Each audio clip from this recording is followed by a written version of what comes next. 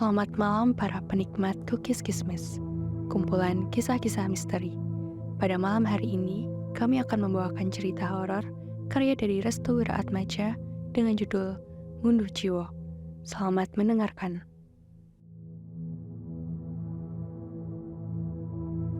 Setelah diketahui terkait dengan para pengganggu yang mencoba untuk membongkar rahasia Bunda Melati yang sudah lama tertutupi dalam kabut kebohongan, Bunda Melati berkeinginan untuk menumpaskan satu persatu orang yang memang secara berkelanjutan ingin menceburkan diri dalam permasalahannya. Tidak heran, dengan umpan yang dilakukan oleh Bunda Melati terhadap gangguan yang diarahkan kepada Ibu Sri telah memberikan kegaduhan dalam ruang lingkup orang-orang yang telah menunggu momen tersebut. Mereka secara belak-belakan telah bersedia untuk berhadapan dengan maut jika ikut campur dengan satu dari banyaknya peristiwa naas yang nantinya akan diciptakan oleh Bunda Melati. Bima, jangan beritahu hal ini kepada Bagus. Kalau kita berhasil menumpaskan Sri, maka orang-orang yang nantinya ikut campur dalam masalah ini akan terungkap dengan sendirinya. Itulah rencana awal dari Bunda Melati. Dia sengaja membuat kegaduhan secara bertahap untuk melihat siapa saja yang nantinya akan masuk ke dalam rencananya. Baik, Bunda. Tapi izinkan saya bersama Cici yang mengurusnya. Jika ritual tidak bisa dijalankan cepat, kami berdua yang akan menumpaskan Sri dalam waktu 1 hari. Aku ikuti keinginanmu. Bi Imah pamit undur diri. Ia kemudian melewati sebuah ruangan yang di dalamnya terdapat seorang pria tua yang sudah berada di ambang kematian. Bi Imah menatap dengan penuh kasihan terhadap seorang pria tua yang dulunya adalah bos kayu di desa Tejokromo. Malang sekali nasibmu, Pak. Saat mereka berdua keluar rumah, mereka melihat banyak bunga melati yang bertaburan di sisi rumah. 4 hari lagi. Apakah semuanya akan sesuai dengan rencana di 1 tahun lalu, Bu? Bulan pengantin sebentar lagi tiba, Nak. Rahayu sebentar lagi akan tergantikan.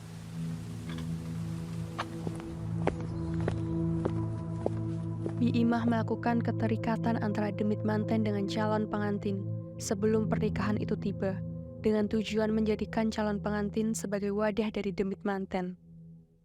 Sedangkan Cici adalah bagian eksekusi terpenting dengan merias pengantin tepat di hari pernikahan tiba. Ketika calon pengantin itu sudah dijadikan wadah oleh demit pengantin, maka tugas Cici adalah merias calon pengantin di hari pengantin agar demit manten bisa mengambil alih wadah yang baru, yaitu calon pengantin itu sendiri. Pertukaran inilah yang disebut dengan ngunduh jiwa.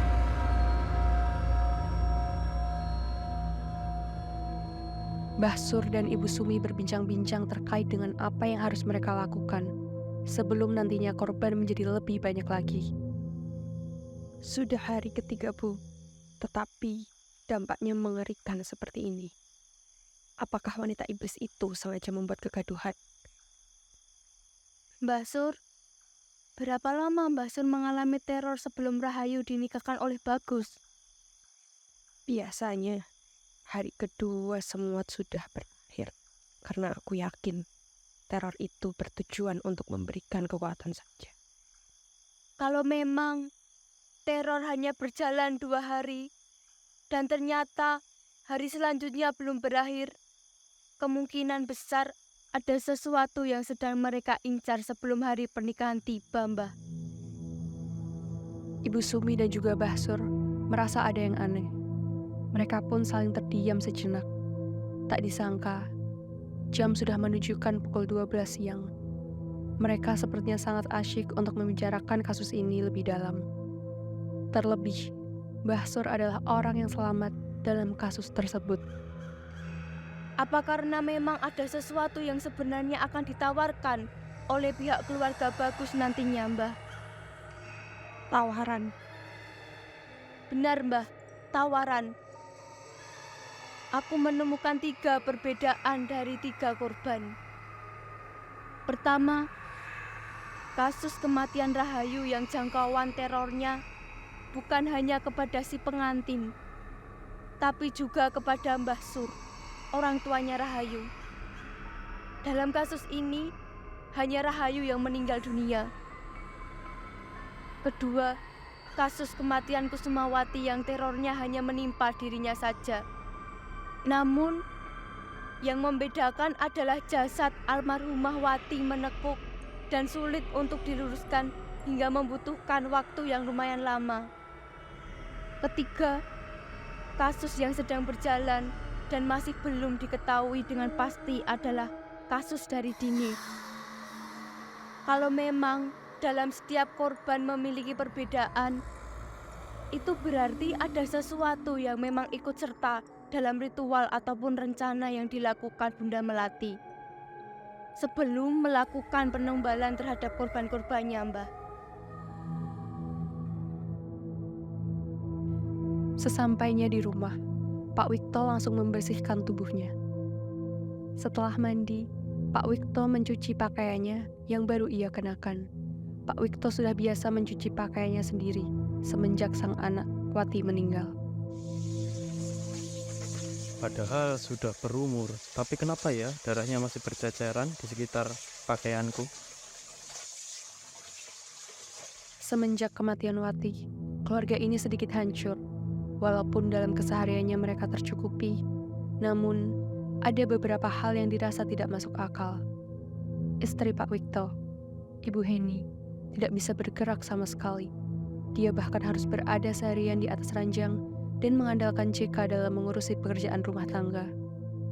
Sudah 1 tahun semenjak kematian Wati, JK masih belum menemukan titik jelas terkait dengan kematian kakaknya.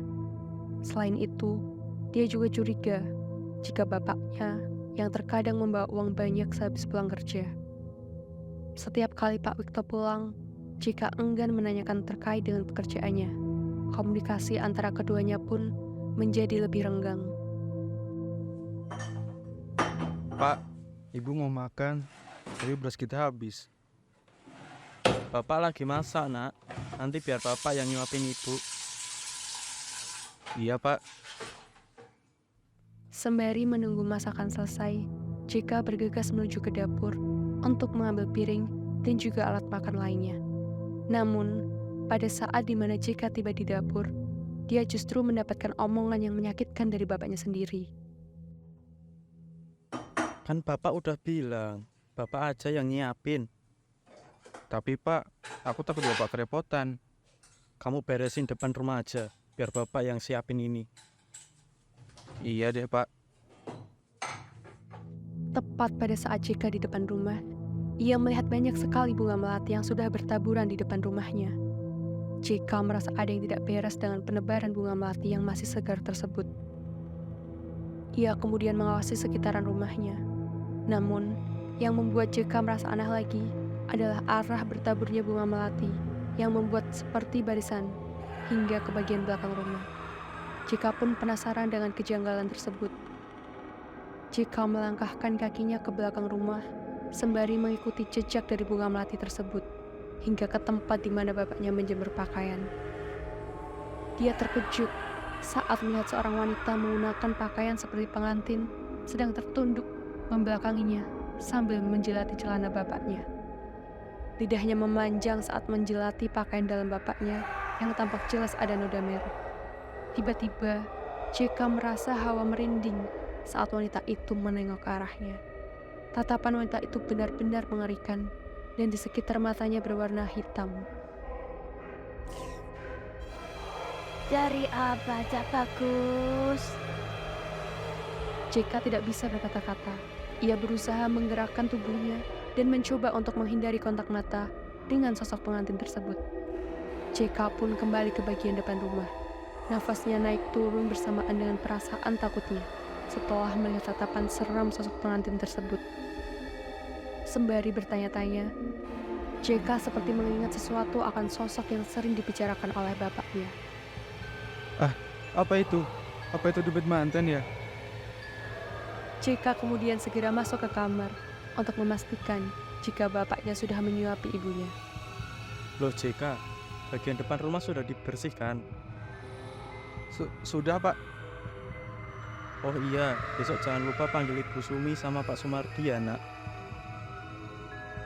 Ibu Sumi dan Pak Sumardi yang tukang mandi jenazah itu, Pak. Iya, benar. Nanti panggil mereka berdua ke rumah. Loh, kenapa emangnya? Kok mereka disuruh datang ke rumah, Pak? Gak ada apa-apa, Nak. Bapak mau silaturahmi aja. Iya, Pak. Besok jika panggil Bu Sumi dan Pak Sumardi buat datang ke rumah. Pada malam harinya, JK tidak bisa tidur. Ia terjebak dalam pikirannya sendiri setelah kejadian demit mantan yang berada di rumahnya. Belum lagi, bapaknya meminta untuk memanggilkan Ibu Sumi dan juga Pak Sumardi, yang merupakan tukang memandikan jenazah. Dan tepat di tengah malam, Pak Wikto keluar dari rumahnya. Kebetulan, JK masih berada di depan rumahnya. Bapak kerja dulu ya, Nak. Kerja? Iya, kebetulan Bapak ada kerjaan mendadak malam ini. Sebenarnya Bapak kerja apa toh? Semenjak Bawati nggak ada, Bapak jadi aneh.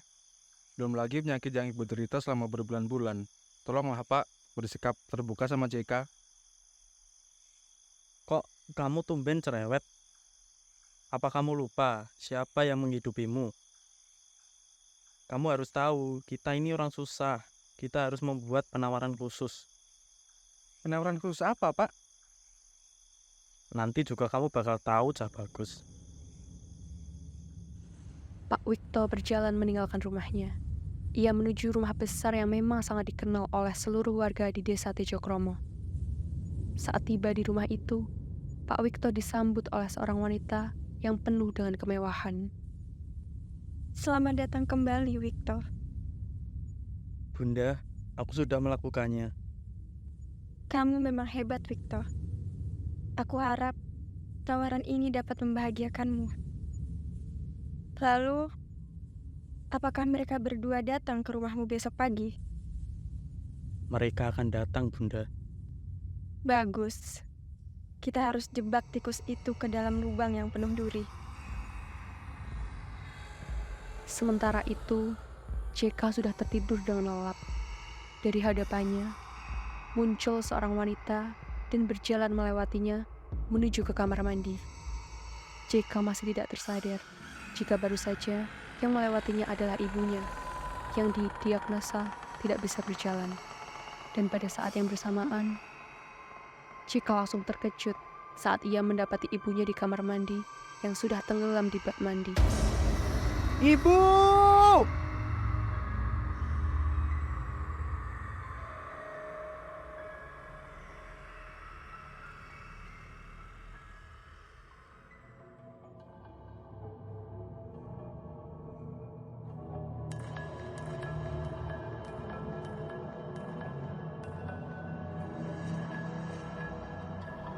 Sekian cerita mistis yang kami bawakan hari ini. Apakah yang akan terjadi di kisah berikutnya? Pantau terus Cookies Kismis untuk kisah selanjutnya. Kalian juga dapat membaca thread kisah horor ini di akun Twitter Restu Wiraatmaja. Terima kasih sudah mendengarkan.